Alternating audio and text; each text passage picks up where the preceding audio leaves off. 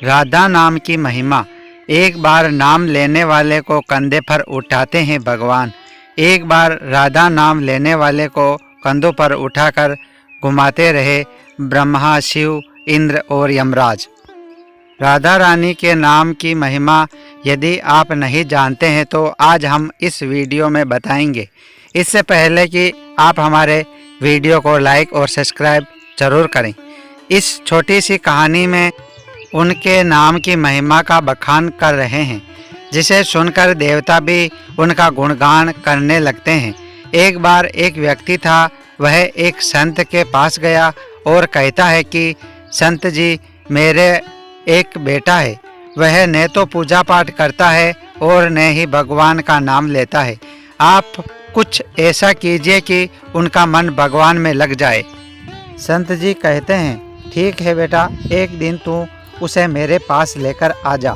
अगले दिन वो व्यक्ति अपने बेटे को लेकर संत जी के पास गया। अब संत जी ने उसके बेटे से कहते हैं, बेटा बोल राधे राधे। बेटा कहता है, मैं क्यों कहूँ?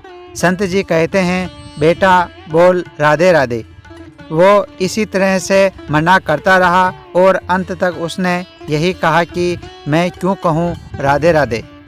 संत जी ने कहा, जब तुम मर जाओगे और यमराज के पास जाओगे, तब यमराज तुझसे पूछेगा कि कभी भगवान का नाम लिया, कोई अच्छा काम किया?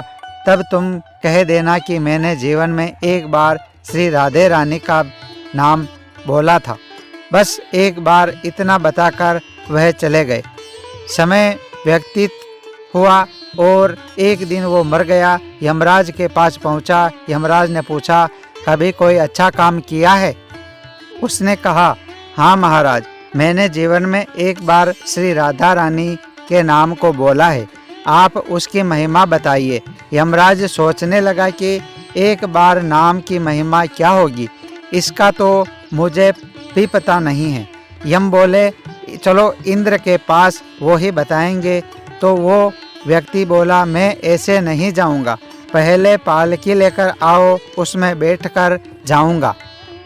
यमराज ने सोचा कि ये बड़ी मुसीबत है, फिर भी पालकी मंगवाई गई और उसे बिठाया। 4 कहार पालकी उठाने वाले लग गए। वो बोला, यमराज जी, सबसे आगे वाले कहार को हटाकर उसकी जगह आप लग जाइए। यमराज जी ने ऐसा ही किया।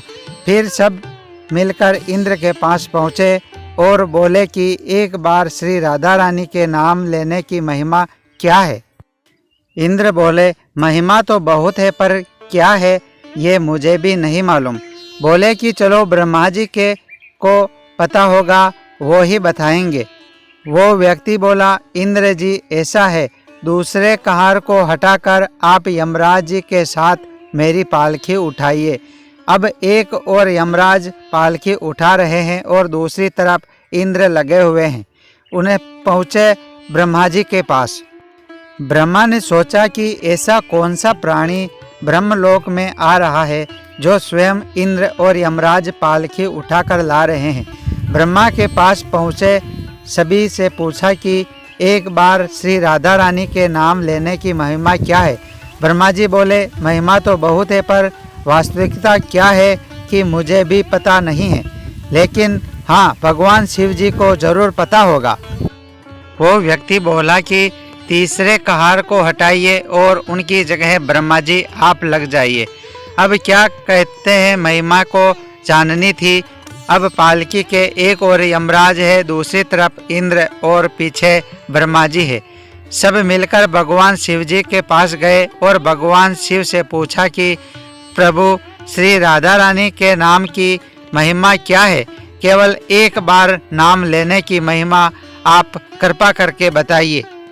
भगवान शिव बोले कि मुझे भी पता नहीं, लेकिन भगवान विष्णु जी को जरूर पता होगी। वो व्यक्ति शिव जी से बोला कि अब आप भी पालकी उठाने में लग जाइए। इस प्रकार ब्रह्मा, शिव, यमराज और इंद्र चारों उस व्यक्ति की पालकी उठाने में लग गए और विष्णु जी के लोक पहुँचे। विष्णु जी से पूछा कि एक बार श्री राधा रानी के नाम लेने की महिमा क्या है? विष्णु जी बोले, अरे, जिसकी पालकी को स्वयं मृत्यु का राजा यमराज, स्वर्ग का राजा इंद्र, ब्रह्मलोक के राजा ब्रह्मा और साक्षात भगवान शिव उठा रहे हो, इससे बड़ी महिमा क्या होगी। जब सिर्फ एक बार श्री राधा रानी नाम लेने के कारण आपने इनकी पालकी को उठा लिया है, तो अब ये मेरी गोद में बैठने का अधिकारी हो गया है। भगवान श्री कृष्ण ने स्वयं कहा है कि जो केवल रा बोलते हैं तो मैं सब काम छोड़कर खड़ा हो जाता हूँ। जैसे ही कोई दा शब्द का उच्चारण करता है तो मैं उसकी ओर दौड़ लगा कर उसे अपनी गोद में भर लेता हूँ। दोस्तों, वीडियो अच्छा लगा तो हमारे चैनल को लाइक व सब्सक्राइब जरूर करें। आपका धन्यवाद।